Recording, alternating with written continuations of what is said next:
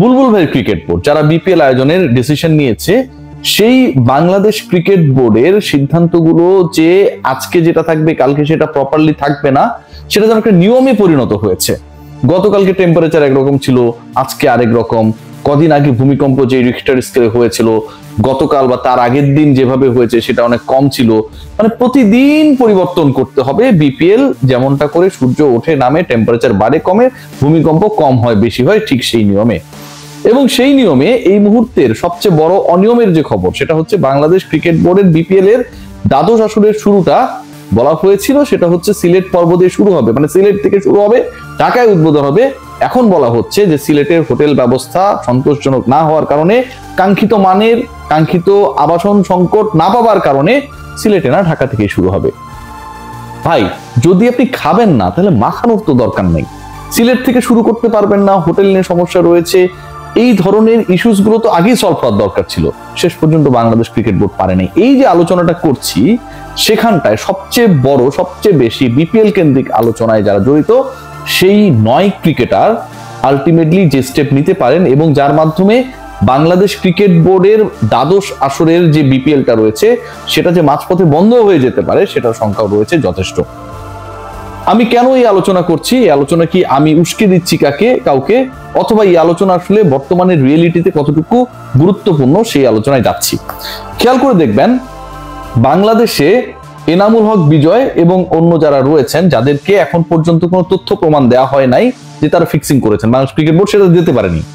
Bangladesh cricket board গণমাধ্যমে আমরা যারা রয়েছে আমাদের সামনে জানিয়েছে যে তাদের কাছে ডকুমেন্টস নেই যেটার মাধ্যমে এনামুল বিজয় সহ অন্য ক্রিকেটারদেরকে গিলটি বলার সুযোগ রয়েছে। বাংলাদেশ ক্রিকেট বোর্ড সবাইকে গাইড করছে যে ওদেরকে দোষী বলা যাবে না, ওদের আপনারা ফিক্সার বলবেন না।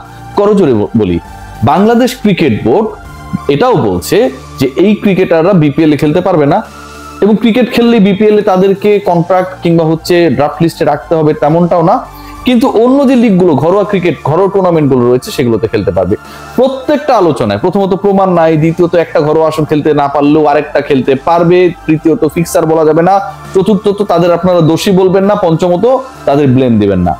বাংলাদেশ ক্রিকেট বোর্ড এই 9 ক্রিকেটার সম্পর্কে যে বক্তব্য দিয়েছে বিভিন্ন সময়ে, এবং আজকে ওই 9 ক্রিকেটার একজন এনামুল বিজয় নিজেই তার উকিল নোটিশটা নিয়ে বাংলাদেশ ক্রিকেট বোর্ডে হাজির হয়েছে, যার মেইলের, যার ফোনের, যার টেক্সটের রিপ্লাই বাংলাদেশ ক্রিকেট বোর্ড গত 2 দিন থেকে দেয় নাই। অর্থ কি দাঁড়াচ্ছে? বাংলাদেশ ক্রিকেট বোর্ড লুকাটুকু খেলছে, লুকোচুরি খেলছে, hide and seek they are playing. Bulbul ভাই আসসালামু আলাইকুম।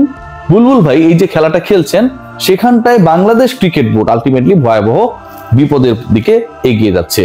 বাংলাদেশের কোর্ট বলেছে আপাতত তাদের যে স্টে অর্ডার বা রিট করার চেষ্টা করা হয়েছিল বা করা হয়েছিল, আমি আইনি ব্যাপারগুলো কম বুঝি, সেটার কোনো প্রভাব বিপিএল এ পড়বে না। কিন্তু international Court of Arbitration for Sports CAS case নামে যে আন্তর্জাতিক ক্রীড়া আদালত রয়েছে, সেখানটায় যদি এনামুল বিজয় এবং অন্য ক্রিকেটাররা যান তাহলে ঘটনাটা অন্যরকম হতে পারে। এবং এই CAS অর্থাৎ international Court of Arbitration for sports dedicatedly আন্তর্জাতিক অনেকগুলো বিষয়ে ফাইনালি তারা যে সিদ্ধান্ত দেয় সেই সিদ্ধান্তই বহাল থাকে। সেটা ইউএফএ থেকে শুরু করে, ফিফা থেকে শুরু করে, ক্রিকেটারদের ফিক্সিং থেকে শুরু করে প্রত্যেকটা জায়গায় অতীতে CAS বা কেসের ফাইনাল ডিসিশনটাই পরিগণিত হয়েছে। এবং এই জায়গায় ক্রিকেটের সবচেয়ে গুরুত্বপূর্ণ যেটা কেস, আমি যদি আপনাদের সাথে একটু শেয়ার করি, একটু ডেপথের আলোচনা, আপনারা বিরক্ত হবেন না। সেখানটায় ক্রিকেটে সালমান বাট এবং মোহাম্মদ আসিফ, এই 2 ক্রিকেটার যখন ফিক্সিং এর দায়ে নিষিদ্ধ হলেন 2013 সালে, স্পট ফিক্সিং এর দায়ে, আমার কাছে রয়েছে এই রিপোর্টটা, সেই দায়ে নিষিদ্ধ হবার পর তারা দুজনই CAS এ যান এবং তাদের সাজা কমানোর জন্য মওকুফ চাওয়ার জন্য তারা অ্যাপিল করেন। যেহেতু বাট এবং আসিফ, মোহাম্মদ আসিফ এবং সালমান বাট একজন ব্যাটার পাকিস্তানি, আরেকজন হচ্ছে পেস বোলার ছিলেন, তাদের এগেইনস্টে ফুল প্রুফ এভিডেন্স ছিল, CAS তাদের সেই অ্যাপিলটাকে অগ্রাহ্য করে, সেটাকে গ্রহণ করে নাই। এর বাইরেও পাকিস্তানি ক্রিকেটারদের ডোপিং ইস্যু নিয়ে ওয়ার্ল্ড অ্যান্টি ডোপিং এজেন্সি ওয়াডা এবং পাকিস্তান ক্রিকেট বোর্ডের একটা দ্বৈত বা বিরোধপূর্ণ অবস্থান একটা সময় ছিল। শোয়েব আখতার যেটার মধ্যে জড়িয়ে পড়েছিলেন, সেখানকারও সমাধান করেছিলেন International Court of Arbitration for Sports CAS। Mohammad আশরাফুলের একটা কেসের কথা আমি বলতে পারি, যেটা না আমি নিজে আসলে রিপোর্ট করেছিলাম, তখন অনেক বাচ্চা ছিলাম, দাড়ি ছিল না, ছোট ছিলাম, 2013-14 দিকে। এবং সেই সময় আশরাফুলের যে ব্যানটা আসলো, সেই ব্যান ঠেকানোর জন্য আশরাফুল ও সিএএস অর্থাৎ কেসের কাছে দ্বারস্থ হয়েছিলেন। তার টোটাল কেসটা ডিল করছিলেন বাংলাদেশ থেকে খালিদ হামিদ চৌধুরী, যিনি বাংলাদেশের রিনাউন্ড লয়ার। সো আনামুল বিজয়রা যদি কেসের দাঁড়ে যায় বা তাদের দ্বার প্রান্তে গিয়ে যে তাদের এগেইনস্টে কোনো প্রমাণ নাই, প্রিয় মিঠু ভাই বলেছে যে তাদেরকে ফিক্সার বলা যাবে না। মিঠু ভাই আসসালামু আলাইকুম। এবং অন্য যারা রয়েছেন তারা তাদের ফোন রিসিভ করছে না, তাদেরকে এন্টি কারাপশন ইউনিট থেকে কোনো ধরনের এভিডেন্স দেখানো হয়নি যে তুমি এই কাজগুলো করছো। এবং 900 পৃষ্ঠার রিপোর্টের এত আলোচনা হচ্ছে কোন জায়গায় কিভাবে ফিক্সিং করেছে এই 9 ক্রিকেটার, সেটার কোনো বর্ণনা আমরা স্পেসিফিক ভাবে বাংলাদেশ ক্রিকেট বোর্ডে কোনো দায়িত্বশীল কর্মকর্তার কাছ থেকে পাই নাই। আমিনুল ইসলাম বুলবুলকে এই ব্যাপারে প্রশ্ন করা হলে তিনি বলেছেন এই ফোরামে আমি এই আলোচনা করতে চাই না, এটা নিয়ে কাজ করছে আমাদের anti corruption unit, Alex martial, তারা বলতে পারবে।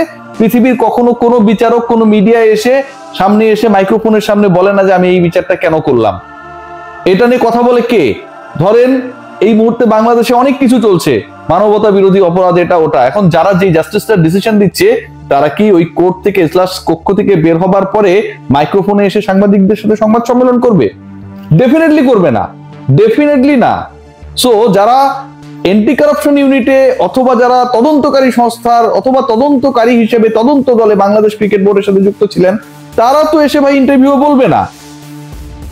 আনামুল বিজয় কিংবা আমাদের মোসাদ্দেক সৈকতরা যদি সত্যি সত্যি অভিযুক্ত হন, তাহলে সেই অভিযুক্ত করার ক্ষেত্রে আপনার কাছে দালিলিক প্রমাণটা বাংলাদেশ ক্রিকেট বোর্ডকে ভিকটিমের কাছে দেখাতে হবে, মিডিয়ার কাছে দেখাতে হবে।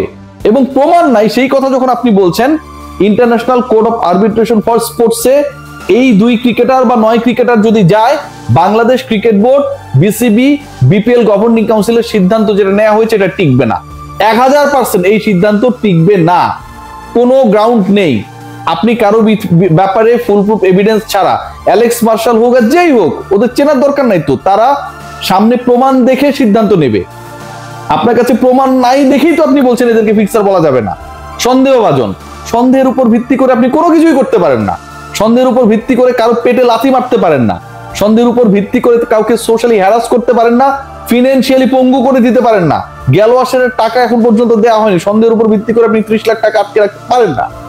সো এই ক্রিকেটাররা, আমি জানি না যে তারা যাবে কিনা, যদি যায় বাংলাদেশ ক্রিকেট বোর্ডের দ্বাদশ এডিশন বিপিএল এর, সেই বিপিএল নিয়ে ডেফিনেটলি সিএএস বা কেস তাদের সিদ্ধান্ত দেবে। এবং সেই সিদ্ধান্ত যেহেতু বাংলাদেশ ক্রিকেট বোর্ডের কাছে প্রমাণ নাই, ক্রিকেট বোর্ডই সেটা বলছে, যে কারণে তাদেরকে দোষী বলতে না করছে, যে কারণে তাদেরকে ফিক্সার বলা যাবে না তারাই বলে দিচ্ছে, এবং যে কারণে বাংলাদেশ ক্রিকেট বোর্ডের যারা প্রভাবশালী পরিচালকরা রয়েছে তারা বারবার লয়ারদের দেখিয়ে দেয় যেন ঘুরিয়ে পিছিয়ে অ্যান্সারগুলো দেয়া হয়, তারা যেন ফেস না করে। সো যেই প্রমাণটা আপনি দিতে পারবেন না, সেই ইস্যু নিয়ে ভিকটিম যদি International Court of Arbitration for স্পোর্টসে যায়, বাংলাদেশ ক্রিকেট বোর্ডের এই অবস্থান টিকবে না এবং এদেরকে অবশ্যই নিলামের তালিকাভুক্ত করতে হবে। আপনি কিভাবে করবেন সেটা ইউ হ্যাভ নো আইডিয়া। আপনাকে নতুন করে অপশন করতে হবে, নতুন করে বিপিএল এর সবকিছু সাজাতে হবে, আদারওয়াইজ এদেরকে ডিরেক্ট সাইনিং এর কোনো একটা ব্যবস্থা করে খেলার সুযোগ করে দিতে হবে। আসলেই হবে। বাংলাদেশ ক্রিকেট বোর্ড যদি প্রমাণ দিতে না পারে, বাংলাদেশ ক্রিকেট বোর্ডের এগেইনস্টে অলরেডি আনামুল বিজয় আইনি নোটিশ নিয়ে ক্রিকেট বোর্ডের বারান্দা পেরিয়ে মেইন ভবনে গিয়ে সেটা ধরিয়ে দিয়ে এসেছে, ক্রিকেট বোর্ডের কর্মকর্তাদের রিসিভ করিয়েছে নিজে গিয়ে। সো এই ছেলে বা তার সাথে যারা রয়েছেন তারা যদি শেষ পর্যন্ত যায়, BCB they will be under big trouble. Let's see what happen. আসসালামু আলাইকুম বুলবুল ভাই।